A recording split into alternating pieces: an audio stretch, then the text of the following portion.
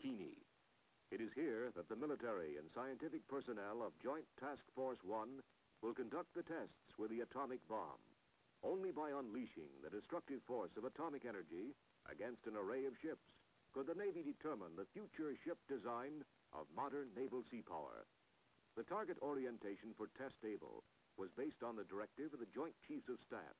It required that the 90 ships anchored in Bikini Lagoon be so disposed as to secure graded ship damage ranging from maximum to minimum.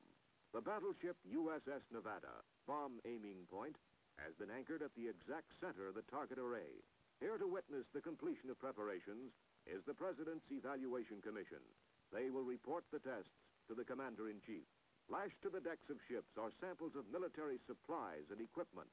Airplanes, jeeps, trucks, and tanks, themselves targets on target ships. Animals were placed aboard some of the ships to substitute for military personnel. A study of their future life history will provide invaluable information. Steel towers 75 feet high have been erected on Bikini Atoll. Within these structures will be housed the remotely controlled cameras and specially designed scientific instruments that will record the data resulting from the blast. Many types of special motion picture and still cameras were encased in huge lead vaults. These unusual enclosures, built of reinforced concrete to withstand the primary blast action, were lined with thick sheets of lead to protect film from the effects of radioactivity, which would otherwise fog the sensitive material. To further protect film from the effects of radiation, sliding lead panels built over the camera ports and designed to close automatically will seal the vaults, making radioactive penetration impossible.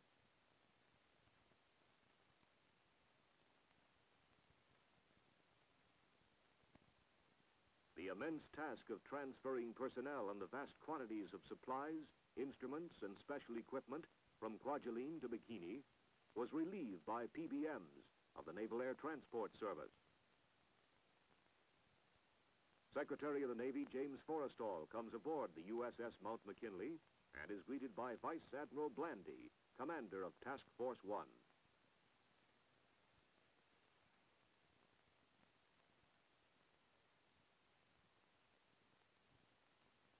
The Navy Secretary will be among observers witnessing the experiment. Preparations are now complete and crews abandon their ships.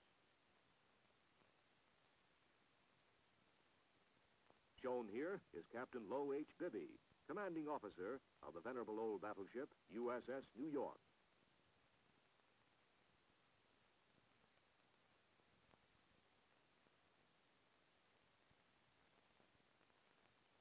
Everything is in readiness for the test-able experiment, and military and scientific personnel leave the target area. On Able Day -1, command ships proceed to an area approximately 14 miles from the lagoon where the blast can be safely observed. Dawn on Kwajalein, July 1st, 1946. This was Able Day. Army Air Force camera, observation, and weather and instrument planes prepare to take off. The B-29 and C-54 photographic planes bristle with cameras of every type and description. With almost 500 cameras trained on the blast, the test will be photographed from every possible angle.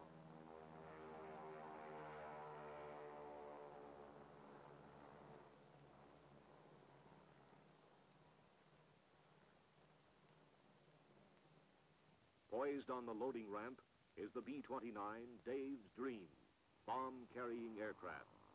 Army engineers of the Manhattan Engineer District have assembled and loaded into the huge plane the bomb that will be dropped on the target fleet anchored in Bikini Lagoon.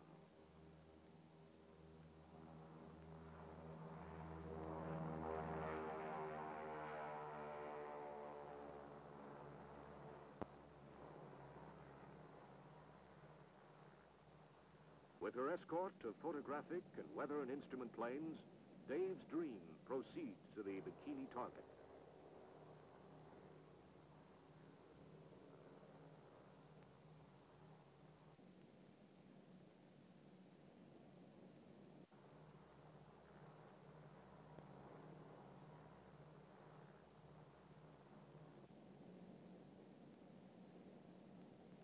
On E.B. Island, Navy camera planes, huge PBM flying boats, are loaded with still and motion picture cameras. Accompanied by Air Force photoplanes, these ships will circle the target, photographing the atomic explosion.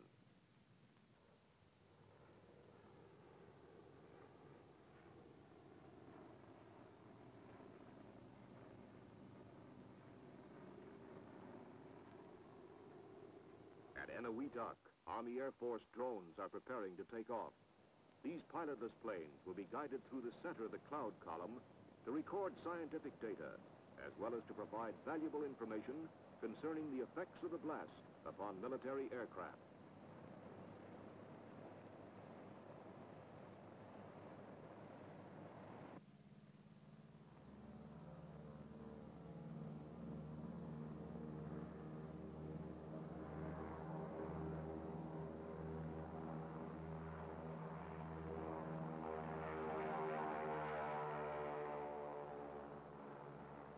On board USS Shangri-La at sea, Navy F-6F mother control planes are catapulted from the carrier's flight deck.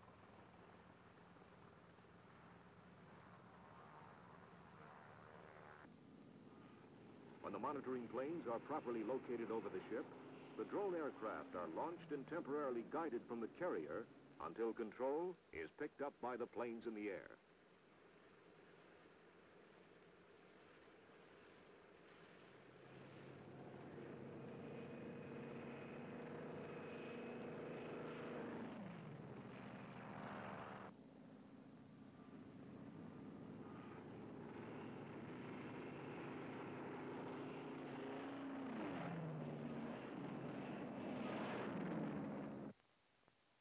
Everything is in readiness now, and history is in the making. Observers at sea impatiently await the blast.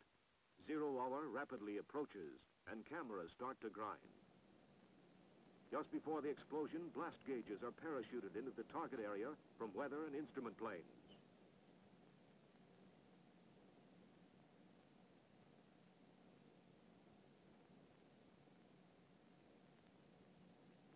The bomber is over the target. The bomb is away. And 1 second to go.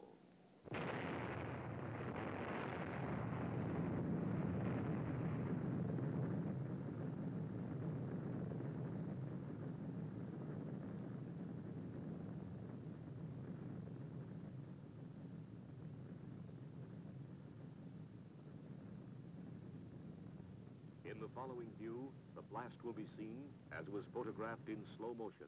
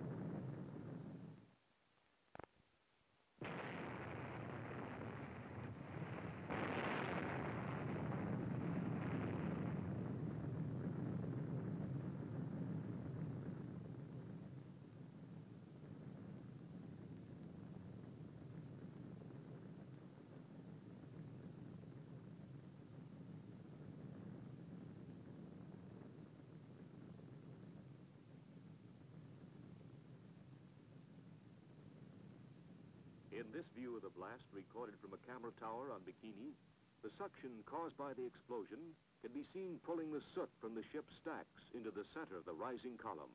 The towering cloud column rose to a height of almost 8 miles.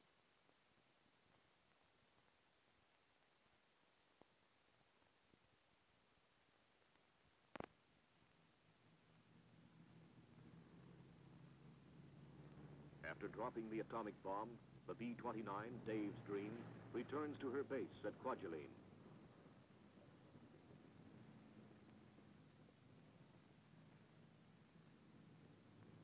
Not far behind are the Air Force photographic planes with a film record of one of the most amazing and spectacular events in the annals of history. Cameras are removed from the planes and the exposed film forwarded to photographic centers for processing and distribution.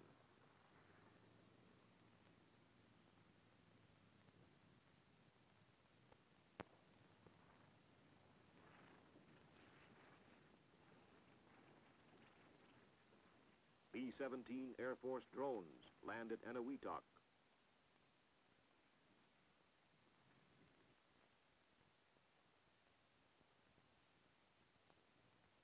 These planes, guided through the center of the cloud column, gathered radioactive dust particles in large filter bags suspended from bomb racks.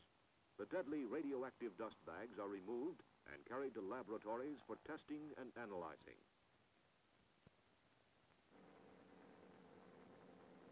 Navy F-6F drones, flown back from Bikini by mother control planes, prepare to land at Roy Island.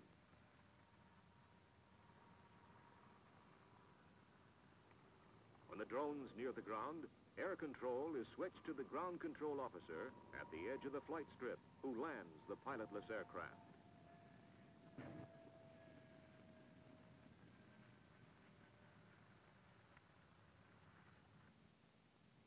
Like the Air Force drones, the Navy fighters carried air scoops containing special filter papers for determining the concentration of radioactivity in the cloud column.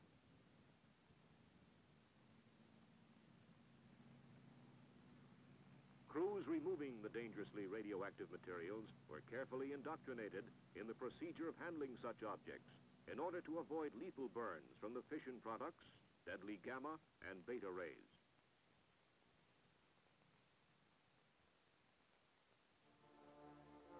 Meanwhile, at Bikini, inspection parties make a preliminary appraisal of the damage to the target fleet. Burning from fires started by the low-order detonation of torpedo warheads is the aircraft carrier Independence. The light carrier was heavily damaged. The blast struck the ship on the port quarter, warped, buckled, and carried away light plating and pushed up the flight deck so that it looked like a rooftop. The Independence-class carriers are built on lightly constructed cruiser-type hulls, which accounts in part for the heavy damage.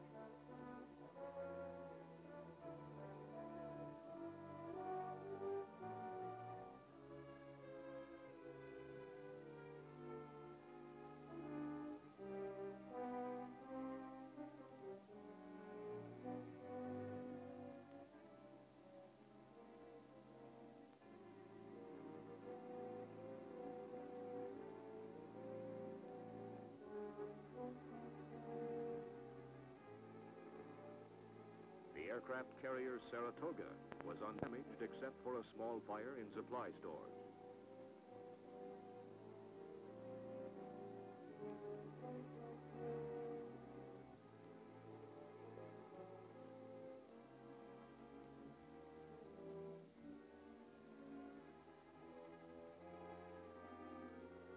The battleship Nevada, target ship of the array, suffered moderate superstructure damage, and the deck aft was buckled. The paint on one side was scorched, but did not burn.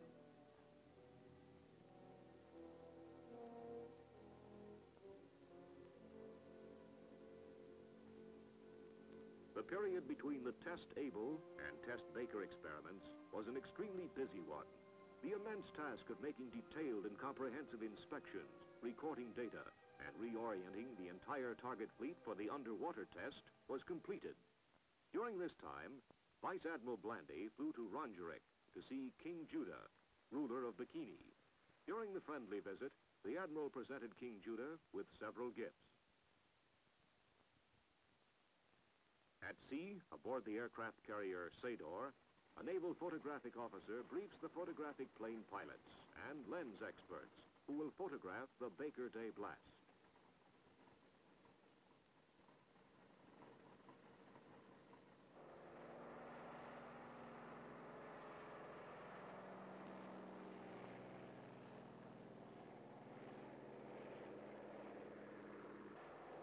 Also taking off from the carrier are control planes that will guide the radio-controlled drone boats.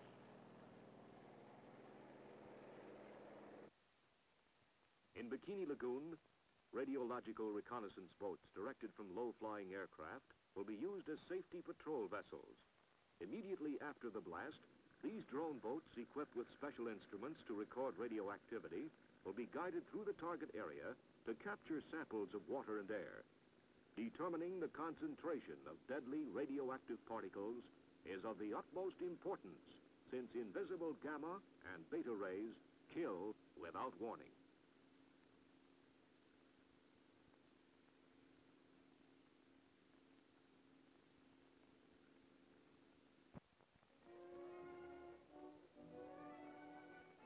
Aboard the firing ship USS Cumberland Sound, the Los Alamos group of the Manhattan Engineer District enter the timing laboratory, where the radio transmitters and specially constructed instruments for detonating the bomb are located. The timing laboratory scientists pass into the master control room. Dr. Marshall Holloway, leader of the Los Alamos group, unlocks and personally throws one of the master transmitter switches.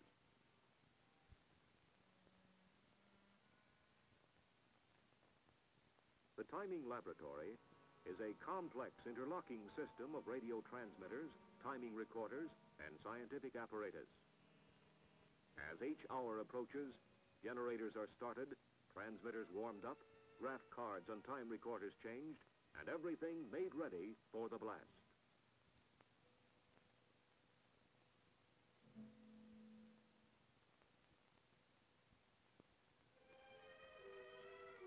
H hour minus 2 minutes is broadcast from the ship, and all hands stand by. Sitting at the central console switchboard with a microphone is Mr. Ernest Titterton, assistant to Dr. Holloway. As he announces H hour minus 30 seconds, Dr. Holloway throws the 30-second switch.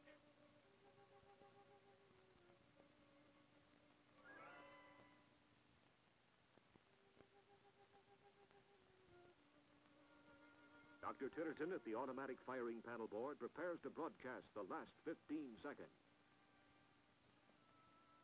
15. 10. 5, 4, 3, 2, 1, fire.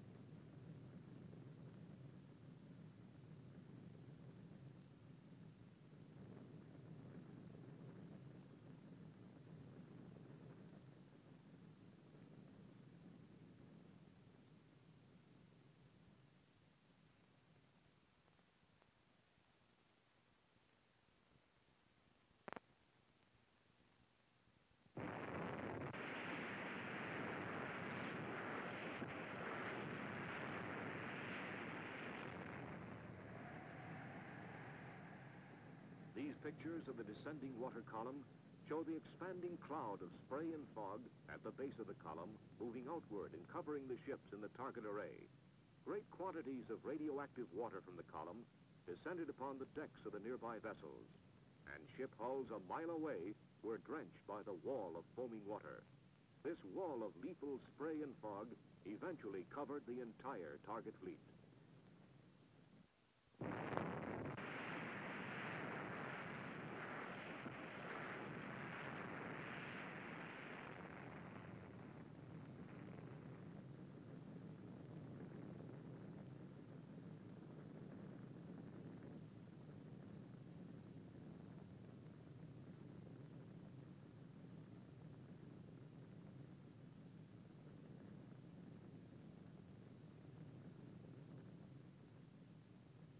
The next scene is a spectacular aerial view taken from directly over the blast.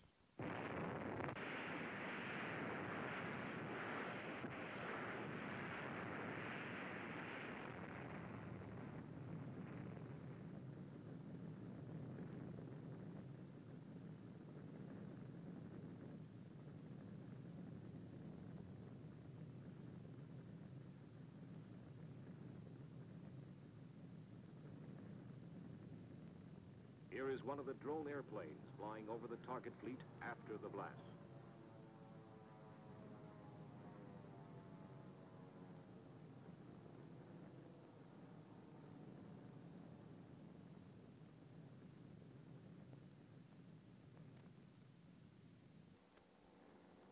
Photographic planes return from Bikini and land on their floating bases at sea.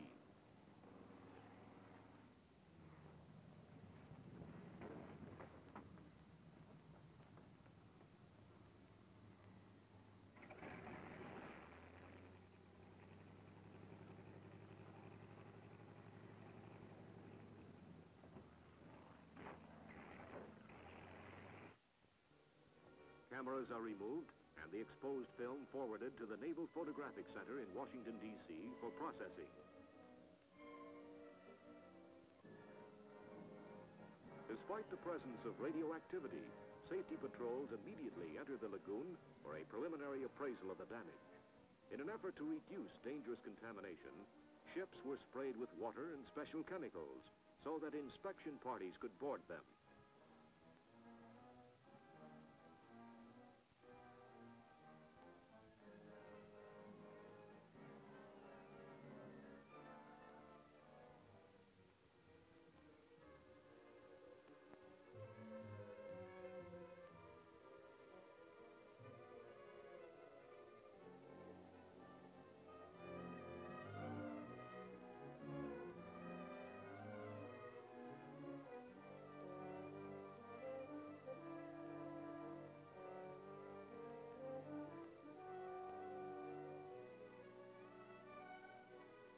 The destroyer Hughes, her hull ruptured by the blast action, was beached on Enu Island in sinking condition.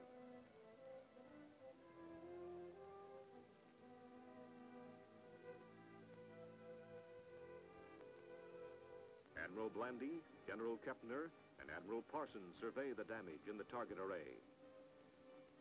Shown here is the Japanese battleship Nagato, which flooded and capsized 5 days after the blast.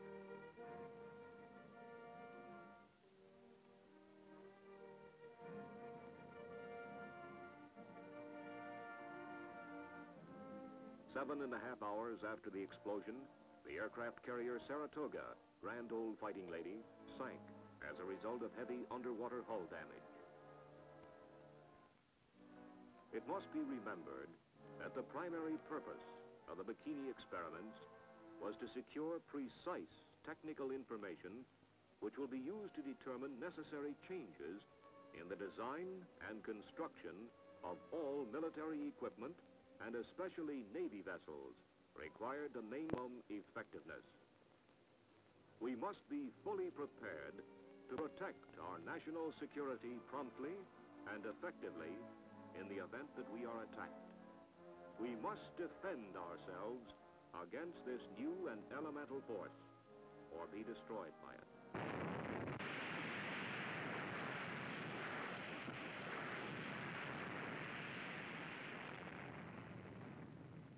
This is Crossroads.